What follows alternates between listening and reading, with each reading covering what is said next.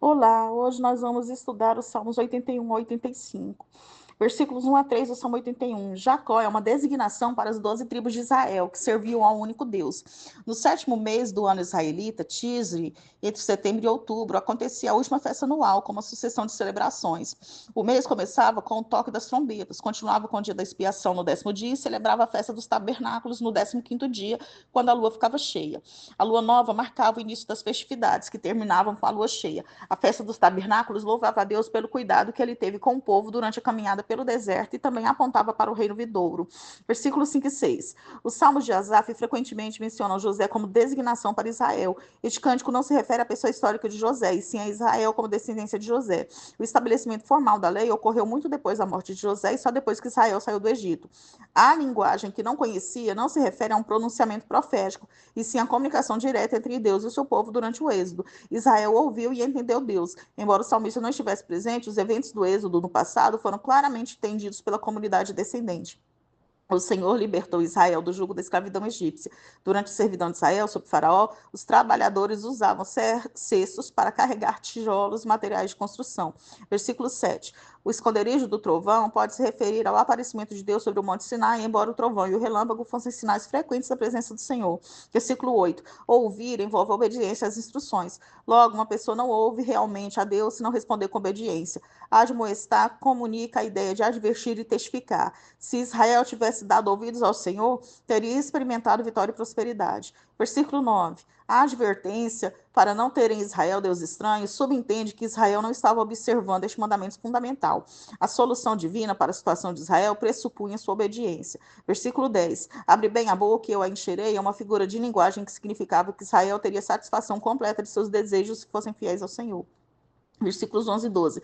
Israel se recusou a ouvir o Senhor. Não quis saber de mim e expressa má vontade a submeter-se à liderança do Senhor Deus. Portanto, como resultado de sua desobediência factual, o Senhor Deus entregou seu povo às suas próprias inclinações. Israel demonstrou sua arrogância ao se vangloriar de sua própria capacidade de raciocínio e ignorar o conselho de Deus. Versículos 13 e 14. Percebe-se claramente no versículo 13 a compaixão de Deus por Israel. Uma das bênçãos da obediência prometidas a Israel na aliança mosaica era a vitória sobre seus inimigos. Versículos 15 e 16.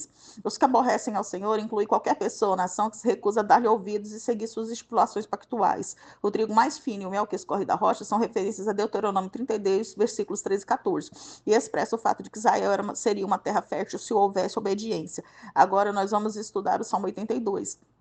Versículos 1 a 4 do Salmo 82. Esses versículos apresentam a descrição da função dos governantes humanos chamados no versículo 1 de deuses, especialmente aqueles que governam o povo da aliança com Deus. Eles devem fazer justiça aos aflitos e desamparados e socorrer os fracos e os necessitados das mãos dos ímpios. Com muita frequência, no entanto, julgam injustamente e tomam partido pela causa dos ímpios, ou seja, pessoas que tomam a iniciativa de se opor ao propósito de Deus e de oprimir outros.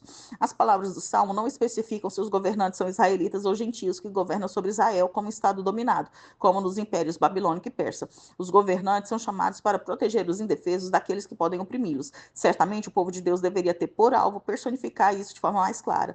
Versículo 5. Quando os mestres da sabedoria estão na ignorância, toda a estrutura social está pobre. Um cego não guia outro cego. O salmista caracteriza os oficiais como pessoas que nada sabem nem entendem, utilizando uma linguagem que lembra os ídolos impotentes que o profeta Isaías costuma descrever como cegos, surdos, mudos e impotentes.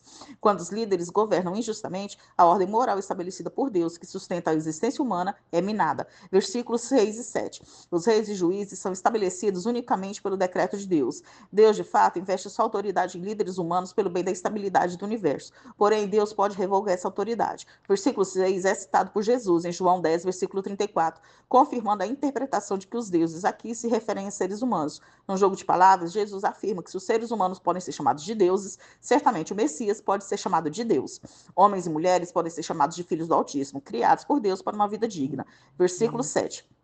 Apesar de feitos à imagem de Deus, os seres humanos eram mortais e morreriam como seres humanos. Os juízes injustos estariam vulneráveis às mortes violentas que normalmente acompanhavam a tirania. Versículo 8. O salmo encerra com uma oração. Levanta-te, ó Deus, julga a terra. Uma vez que julgar é a atividade dos governantes nos versículos 2 e 3 neste salmo, e uma vez que quando Deus julga, ele repreende os governantes no versículo 1, essa oração é para que Deus repreenda os governantes injustos e levante os bons. A base para o pedido é que todas as nações já pertencem a Deus.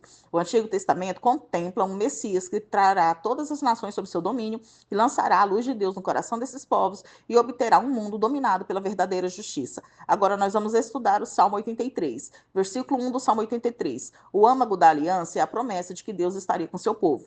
Para o salmista, Deus estaria ausente se eles fossem derrotados diante do inimigo. Versículos 2 e 3. Em contraste com o silêncio do Senhor e sua aparente inatividade no versículo 1, os adversários se alvoroçam, levantando suas cabeças num provocante gesto de independência. A rebelião contra Deus neste mundo se manifesta naturalmente em perseguições ao seu povo. Versículos 4 e 5. Riscá-los da lista dos povos significa aniquilação total, genocídio. Versículos 6 a 8.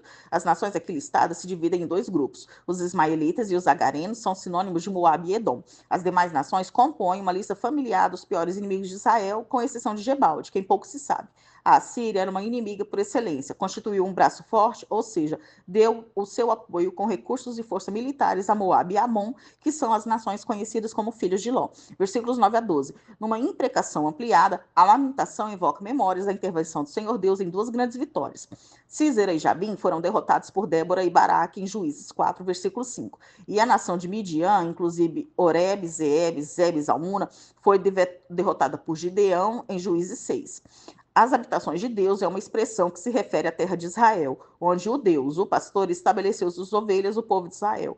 Versículos 13 a 15. Na sua oração pela destruição dos inimigos de Israel, o salmista usa várias metáforas dramáticas. A oposição seria como palha, separada do grão e levada pelo vento da tarde, indicando que o poder do inimigo não tinha consistência. A ira de Deus é com frequência comparada a um violento temporal. Versículos 16 a 18. O destino que os adversários buscam infligir ao povo de Deus será imposto a eles. Só então as nações reconhecerão o Senhor como Rei soberano. O propósito das maldições contra as nações hostis não é pessoal nem civil, mas espiritual, que as nações possam conhecer e glorificar a Deus. As nações gentias precisam saber que o Deus da Bíblia é o único Deus. Agora nós vamos estudar o Salmo 84. Versículos 1 e 2 do Salmo 84. O centro de adoração do templo era amável porque permitia que o santo do Antigo Testamento chegasse à presença de Deus, o Senhor dos exércitos angelicais. Portanto, a onipotência de Deus é sobre todos os poderes nos céus e na terra. O salmista está consumido pela alegria e pelo intenso desejo de adorar a Deus no templo. Átrios se refere às áreas exteriores do templo onde os adoradores se reuniam. Versículo 3. O salmista tinha admiração pelos pássaros que podiam construir seus ninhos nos átrios, perto do altar. Dessa maneira, ele expressou seu mais profundo desejo, querendo estar tão perto quanto possível de Deus. Versículo 4. O templo, sendo o lugar de encontro com Deus, se tornava um céu na terra. Da perspectiva do Novo Testamento, este versículo dá um vislumbre da interminável felicidade celestial. Versículos 5 a 9. Os caminhos aplanados significa estar em peregrinação. Esses versículos descrevem o homem que faz sua jornada até Sião para adorar no santuário. Ele é bem-aventurado. Sua força está em Deus para sustentá-lo no caminho e não em si mesmo. O caminho está em seu coração, que provavelmente significa que ele de fato quer ir à peregrinação. Ela não era pesada ou mecânica, apesar de ser obrigatória.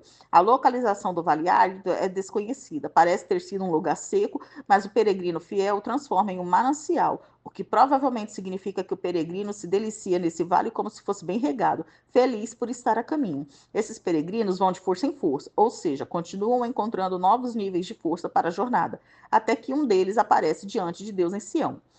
Até que cada um deles aparece diante de Deus em Sião. A oração pelo rei encerra a sessão. Ele não apenas protege os peregrinos, mas também é chamado a representar Israel diante de Deus, escolhido para ser o modelo de fidelidade para o povo todo e dessa forma manter a nação segura e servindo a Deus. Versículo 10. O salmista preferia ficar do lado de fora da entrada do templo, sem abrigo, do que habitar confortavelmente em meio à impiedade.